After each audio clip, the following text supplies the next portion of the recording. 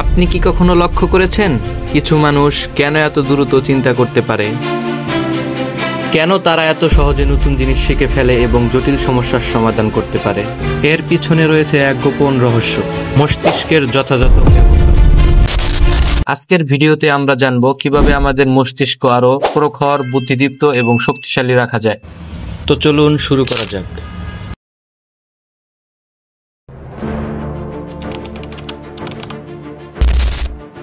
Segment 1, আমাদের মস্তিষ্ক কিভাবে কাজ করে।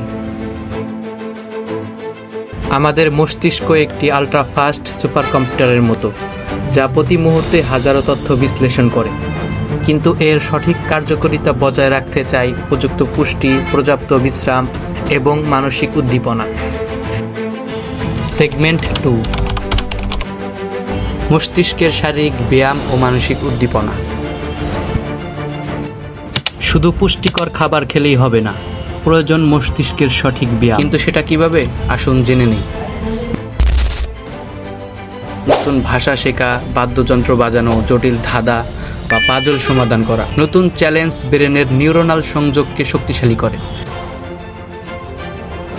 সেগমেন্ট 3, ঘুম ও শারীরিক ব্যায়ামের গুরুত্ব। প্রতিদিন অন্তত 7 থেকে 8 ঘন্টা গভীর ঘুম নিশ্চিত করুন। ঘুমানোর আগে স্ক্রিন টাইম কমিয়ে দিন, কারণ অতিরিক্ত মোবাইল বা ল্যাপটপ ব্যবহারে মস্তিষ্ক বিভ্রান্ত হয়ে পড়ে। নিয়মিত ব্যায়াম করলে মস্তিষ্কের রক্ত চলাচল বৃদ্ধি পায়, যা চিন্তাশক্তিকে শানিত করে। সেগমেন্ট 4, মানসিক প্রশান্তি ও স্ট্রেস ম্যানেজমেন্ট।